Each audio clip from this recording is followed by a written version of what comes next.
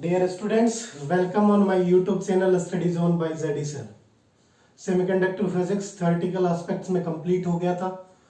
In this lecture, we are just to be including the previous year's questions related to this chapter in CBSE examinations, and we are also to be discussed questions related to the RBSE examinations. These questions are to be common in CBSE as well as RBSE. पिछले पूरे जितने भी years में questions आए हुए last 10 years के paper के analysis के बाद I am just to be concluded in terms of the these 8 questions because there is a slight difference between the syllabus of the CBSE and the RBSE. CBSE में सिर्फ P and diode तक पूछा जाता है. That's why up to this level we are just to be considering only the questions related to the P and diode semiconductors and their related informations. In next, we will considering the transistor and the logic gates for the RBSC also. We are considering 4-5 few other questions. They are to be related to the transistor and the logic gates. Here, just to be started with the first basic questions. तो जैसे मैंने पहले भी कहा था, we are just to be improving our teaching methodologies. आपके comments की requirement है. आपको जैसी नीड हो वैसे आप कमेंट करें. And I am just to be trying कि आपको मैक्सिमम बेनिफिट हो सके. तो अपन स्टार्ट करते हैं. First question, it is to be the difference between the intrinsic and the extrinsic semiconductor. It means there is a difference. आपको difference लिखना है तो be careful about it. When the questions are to be in terms of the difference और distinctness at that particular moment you are just to be write down the answer in terms of the points. आपको points के terms में देना है and it is to be totally depending upon as पर the weightage of the questions. If this question is to be having the 2 marks weightage, then अब आपको 2 marks वाला यदि कोई भी क्वेश्चन मिलता है तो उसमें at least 4 points. If it is to be the 3 marks, then we are just to be write down the 6 points. If it is to be related to the 1 marks, then at least to write down the 2 points. Clear? So it is to be the methods how to answer the questions in your board examinations. तो कौन कौन से हो सकते हैं? Intrinsic, extrinsic. First आपके पास क्या होता था? Intrinsic it is to be pure and extrinsic it is to be impure. Second, the conductivity. Intrinsic it is to be lesser conductive, extrinsic it is to be more conductive. In case of the intrinsic, there is no impurity needed. In case of the extrinsic, the impurities are to be needed. As per the impurities, the extrinsic it is to be further divided in terms of the p-type and the n-type semiconductors. And the intrinsic semiconductors, the concentrations of the holes and the electrons are to be equal, but in this case, the concentration of the holes and electrons are not to be equal. तो इस तरीके से आप इसको answer कर सकते हैं. Next, the p-n diode as a half-wave rectifier. When we discussed about the rectifiers at that particular moment, मैंने आपको बार बार रिमाइंड किया था कि it is to be the most important topic of this chapter. Here when we are considering the question number 6-2, it is to be the half-wave rectifier, it is to be the full-wave rectifier. और sometimes CBSE ने इस form में भी पूछा गया है, if the students are to be wanted to convert the AC into DC, then which circuit is to be required? Explain the entire circuitry, its working and its output graph with respect to these formulations. तो आपको इस तरीके से CBSE कई बार language के terms में भी उलझाने की कोशिश करेगा, but if you are having the concept then आप उसको इजीली सॉल्व कर सकते हैं. तो then rectifiers it is to be related to the AC into DC conversion. Clear? But half wave rectifier, full wave rectifier. तो ध्यान देना, इस पे आंसर देते टाइम आपको कौन कौन सी चीजें याद रखनी है. Suppose you are talking about the half wave rectifier. First आप क्या करें, हाफ वेव रेक्टिफायर के रिगार्डिंग एटलीस्ट 2-3 लाइंस लिखें कि it is to be the half wave rectifier, it is to be electronic device which converts the half part of the given AC into the DC. Its efficiency, it means 2-3 important points are to be write down into the first 2-3 lines. After that, its circuit diagram. इसका circuit diagram कैसे होगा. After that it's working, ये workout कैसे करता है, and after that it's output wave form, इसकी output waveform कैसी बनेगी. तो इन सारे पॉइंट्स को आपको इंक्लूड करना है. आरबीएससी भी कई बार पूछा जा चुका. आरबीएससी ने एक बार इस क्वेश्चन को इस फॉर्म में भी पूछा था कि it is to be given a circuit. यहाँ पे सर्किट नॉमिनेटेड था, here it is to be the AC input. यहाँ पे जो इनपुट था वो इस फॉर्मेट में गिवन था and at that particular formulations उन्होंने आउटपुट कुछ इस तरीके का डिलीवर कर रखा था. Then they are just to be wanted to check it out the name of that particular circuit की जो इस इनपुट को इस आउटपुट में कन्वर्ट कर दे उस सर्किट को नॉमिनेट कर दीजिए। तो it is to be the full wave rectifier. यदि मैं इस पार्ट को एलिमिनेट कर दूं तो it is to be the half wave rectifier. Clear है? तो it means the rectifiers are to be important and sometimes अब आपके पास सीबीएसई ऑब्जेक्टिव भी पूछने लगा है, that's why here efficiencies are to be also important. It is to be the 40.6%, it is to be the 40.6 multiply by 2 कितना होगा 61.2%। तो फुल वेव 61.2% करेगा, it is to be the 40.6%। Next we are moving upon the third question, the difference between the conductor, semiconductor and the insulators. As पर the RBSC point of view ये question आजकल नहीं पूछा जाता, but in CBSE it is still focusing upon the basics, that's why the conductor, semiconductor and the insulators. और question पूछा जा सकता है distinguish between conductor, semiconductor, insulator in terms of the energy band. तो ऑलरेडी अपन discuss कर चुके हैं, again we are just to be in terms of the tabulate करेंगे conductor, semiconductor, insulators. Write down the 2 points, 4 points, 6 points as पर the convenience of the question marking. तो क्या क्या डिफरेंस होंगे? It is to be conductor आपके पास current को flow करेगा, semiconductor it may be flow, may not be flow, there is no current into it. यहाँ पे आपके पास conductor, there are the free electrons, there are no free electrons, there are no free electrons. The energy gap, it is to be minimized, less than 0 or it is equal to 0. Here it is to be equal to or in between 0 and 1 electron volt, or it is to be less than 1 electron volt. It is to be greater than 3 electron volt or 6 electron volt. And most important, at least having the few examples. If you are just to be write down the examples with points, then you are able to get out the maximum marks, full out of full. Conductors आप कोई भी metals ले सकते हैं, semiconductor germanium and silicon, insulators जैसे आप would, plastic कुछ भी ले सकते हैं। तो it is to be our third question. Next, explain the depletion layer and the barrier potential. तो depletion layer and the barrier potential, these are to be related to the P N diode. Depletion layer, it is to be a charge free region in between the p type and n type semiconductor. It is to be created when we are just to be constructing a p-n diode, or we are just to be trying to forming a p-n diode. तो वो हमेशा होती है depletion layer, and we can also write down in terms of the when we are connected the p-n diode into the forward bias, its width it to be reduced. When we are connected into the reverse bias, its width it's to be increases. On question number 5, the name of the two important processes that occurs during the formulation of the p-n diode. ध्यान देना, इस तरीके की questions कई बार आपके पास हो सकता है, उस टाइम दिमाग में स्ट्राइक नहीं करें, but name of the two important processes that's are occur during the, जब भी अपन कोई पीएन डायोड फॉर्म करने जाएंगे तो कौन से दो इंपॉर्टेंट प्रोसेसेस आपके पास अकर्स होते हैं। यदि आप थोड़ा सा रिलेवेंट करेंगे तो we are just to be studied about the two types of the current in terms of the diffusion and the drift, then these are the two process. ये प्रोसेस कौन से होंगे? They are to be in terms of the diffusion and it is to be the drift. Next आपके पास कौन सा होगा? Drift.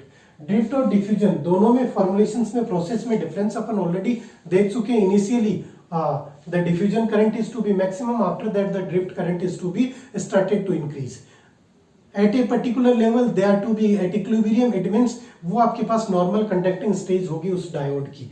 Initially आपके पास डिफ्यूजन करंट मैक्सिमम होगी, it means the charges are to be diffused from the higher concentration to lower concentration. Charges mean majority charge carriers are to be diffused. Clear? It means these are the nominations and the explanations, आप इनको explain कर सकते हैं। Next, we are already to be discussed in terms of the full wave rectifier. Now the question number 7, here there are the special purpose of the diode. तो ध्यान रखना, CBSE एक हमेशा पूछता है। We are having the 4 special purpose diode, photodiode, LED, solar cell। तो आपके पास सिर्फ फर्स्ट थिंग तो आपको याद रखनी है कि which special purpose diode is to be operated into which bias. तो कौन से बायस में ऑपरेट होता है? It is to be in terms of the reverse और द फॉरवर्ड। तो फोटोडायोड, एलईडी, सोलर सेल्स। और सोलर सेल के लिए इंपॉर्टेंट, कई बार ये कॉम्पिटिशन में भी पूछा जा चुका है, इट्स ग्राफ रिलेटेड टू, इसका ग्राफ फोर्थ क्वाड्रेंट में बनता है और इस फॉर्मुलेशन में बनता है। It is to be the short circuit, it is to be the open circuit formulations. तो वहां से रिलेटेड कई बार पूछा जाता है, पूछा जाएगा तो क्या पूछा जाएगा? Their workings and their output for waveform और देयर बायसिंग, कि वो कौन से बायस में यूज होता है। इनसे रिलेटेड कंपटीशन में भी कई बार पूछे जाते हैं कि LED is to be operated into the forward bias और द रिवर्स बायस। क्लियर? और कौन सा ब्रेकडाउन में यूज होता है, कौन सा नहीं होता। तो जो रिवर्स बायस में यूज होगा, जैसे सपोज क्वेश्चन दे दिया कि which device is to be operated under the breakdown conditions, तो जो रिवर्स में ऑपरेट होगा वही ब्रेकडाउन में हो सकता है, फॉरवर्ड वाला नहीं हो सकता। Next, why silicon and the gallium arsenide has to be preferred into the solar cell. कई बार ये भी पूछा जाता है व्हाई जर्मेनियम और सिलिकॉन, इन दोनों में से silicon is to be preferred. तो silicon it is to be easily to available, and second thing, यदि आप इन दोनों को देखें तो there forbidden energy gap as well as their conductivity are to be supportive to us. That's why we are using the gallium arsenide and the silicon here. Clear? इसी तरीके से आपको पूछा जा सकता था कि why we are preferred the n type or p type. The reason is the mobility of the electrons are to be greater than the mobility of holes. ये पूछा जा सकता है why we are preferred the npn or the pnp. Then the same formulations, npn होगा तो उसकी conducting क्या होगी, इजी होगी, due to the higher mobility of the electrons as compare to the protons. Now we are just to be moving up. Okay, next we are considering the previous year's board examinations questions related to the RBSc. Previously we have discussed about the questions related to the CBSc. Here RBSc किस चीज पे focus करता है? The most common question in terms of the Zener diode or in terms of the breakdown or the Zener breakdown. तो Zener diode exactly formulations कैसी बनती है, जो आपके पास नॉर्मल डायोड था उसी को अपन क्या करते हैं, थोड़ा सा चेंज करते हैं, in terms of the Z अपन बना देते हैं, तो it is to be in terms of the Zener diode. Functioning breakdown आ गया, it means it is to be related to the reverse bias. अब यदि ब्रेकडाउन पूछा जाए तो ब्रेकडाउन फॉर्मुलेशंस क्या थी, when we are connected a diode into the reverse bias, then there is a reverse saturation current is to be flowing, but when we are increasing the applied voltage, then there is a situation at that particular moment, the depletion layer is to be break down and all the charge carriers are to be moved. It means the current is to be suddenly increased, and this formulation is to be considered as the breakdown. Here the two types of the breakdown, one is to be the avalanche, another is to be the Zener.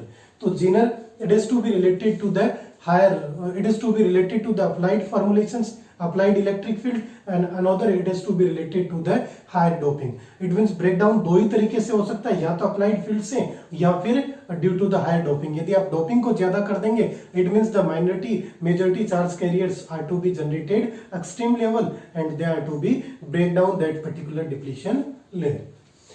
Now the second, Zener diode as a voltage regulator, या फिर कई बार directly 1 marks में पूछा गया कि which device is used as a voltage regulator, तो answer is to be Zener diode. ये questions competition में भी बहुत सी बार पूछा गया है कि which device is to be used as a voltage regulator, it is to be the Zener diode. Next, the examples of the impurities. Sometimes आपसे ये भी पूछ लिया जाता है कि which impurities is to be related to the trivalent or pentavalent, or it is to be related to the acceptor type impurities or the donor type impurities. तो जो trivalent होगी they are to be the acceptor type, और जो आपके पास pentavalent होगी they are to be the donor type. तो examples उस time भी मैंने बताया था, examples are to be more important, that's why trivalent के लिए एल्यूमिनियम एंड बोरॉन, पेंटावेलेंट के लिए फास्फोरस एंड आर्सेनिक. तो आपको इन चार के कॉम्बिनेशंस को दे देगा और इसमें से पूछ लेगा कि विच वन इज ट्राइवेलेंट और विच वन इज पेंटावेलेंट. चार में से तीन का कॉम्बिनेशन दे देगा और एक आपसे पूछ लेगा. नाउ द लॉजिक गेट्स, ध्यान देना आरबीएससी लॉजिक गेट से 1 क्वेश्चन ऑलवेज पूछती है. It is to be the 1 marks question और sometimes it is to be the 2 marks question. जब 1 मार्क्स पूछता है it is to be directly to the symbol diagram और the truth table of the any logic gates. सीधा सीधा पूछेगा कि draw the symbol diagram for the not gate, draw the symbol diagram for the NAND gate, या फिर पूछ लेगा right down the truth table for the NAND gate, NOR gate, exclusive OR gate. तो ये आपके पास फॉर्मुलेशंस. या फिर आपसे पूछ लेगा जब 2 मार्क्स में NAND gate as a universal gate, या फिर पूछ लेगा why we are considering the NAND gate और the NOR gate as a universal gate. तो उस टाइम भी बताया था कि 1 2 3 फॉर्मुलेशन डायरेक्टली याद रखनी है when we are proving the NAND और NOR as a universal gate. Now the symbol diagram, the truth table and the switching diagram. Switching diagrams are to be important. ये जब भी पूछता है जब आपको क्वेश्चन में गिवन होते हैं, और sometimes in terms of the diode diagrams. So it is to be important for the RBSc point of view. एक क्वेश्चन मिलता है, 1 question from PN diode, 1 question from transistor and 1 question from logic gates. Now the characteristics of the PN diode. It is to be the pet and the favorite question for the RBSc board. Draw the characteristics graph for the PN diode. It means here it is to be talking about the forward and the reverse bias characteristics graph. तो वो आपको ध्यान होनी चाहिए कैसे बनेंगे. And it is also to be considerable in terms of the transistor. वहां भी कई बार पूछा जाता है draw the characteristics graph for the transistor. तो किस तरीके से आप ड्रॉ करेंगे फॉरवर्ड और रिवर्स. जब अपन डायोड की बात करते हैं तो फॉरवर्ड बायस का ग्राफ कुछ इस तरीके का होता है और रिवर्स बायस का ग्राफ कुछ इस तरीके का होता है. Clear. Here it is to be the threshold voltage, here it is to be the breakdown voltage, और sometimes it is also to be written down in terms of the VB. It is to be the barrier potential. Clear. It is to be your voltage, forward voltage, it is to be your forward current, it is to be the reverse voltage, it is to be the reverse current, it is to be in terms of the microampere or it is to be in terms of the milliampere. अब ये कैसे बना इसका आपको बताना होगा. Forward bias का diagram भी बनाना होगा. रिवर्स बायस का डायोड से दो ही क्वेश्चन बनते हैं, या तो कैरेक्टरिस्टिक्स या फिर half wave full wave rectifiers. Clear. तो half wave full wave rectifier भी पूछा जाता है. Now when we are talking about the transistor characteristics, तो ट्रांजिस्टर में कोई भी एक कॉमन दे देगा आपको, common base, common emitter, common collector. Most commonly common emitter ही पूछा जाता है. It is to be favourite. Common base sometimes यदि कॉमन एमिटर नहीं देगा तो कॉमन बेस, कॉमन कलेक्टर कोई नहीं पूछता.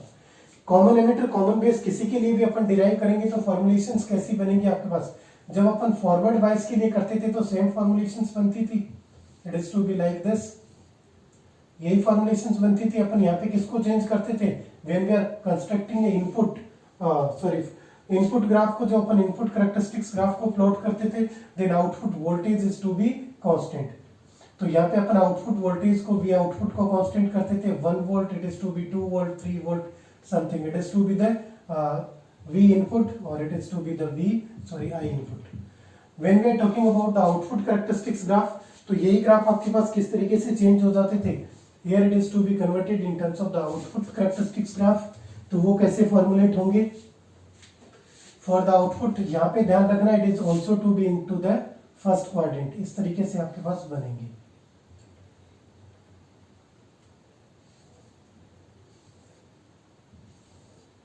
Here we are just to be concluded in terms of the, it is to be the cutoff region, it is to be the saturation region, और it is to be the active region. यहां पर भी वही होगा. It is to be the output voltage, it is to be the output current, and here we are considering the input current is to be constant. It means I input जो आप लेते थे उसको अपन कांस्टेंट करेंगे. 1 ampere, 2 ampere, 3 ampere, वो आप कुछ भी ले सकते हैं. It is to be your formulations. And the last one is to be the transistor as an amplifier. तो फर्स्ट थिंग कौन सा यूज करेंगे, और कई बार ये भी पूछा गया है कि ट्रांजिस्टर, कॉमन एमिटर ट्रांजिस्टर में कितना होगा, कॉमन बेस में फेज डिफरेंस कितना होगा in between input and output. तो ध्यान रखना, common base and the common collector they are to be 0 and the common emitter the phase difference is to be 180 degree. तो these are to be the questions related to the previous years. उम्मीद करता हूं शायद ये chapter आपको अच्छे से clear होगा. कंटेंट पार्ट काफी अच्छा लग रहा होगा. नेक्स्ट चैप्टर को भी अपन इसी तरीके से कुछ और अच्छे इनिशिएटिव्स के साथ लेकर आएंगे. Thank you.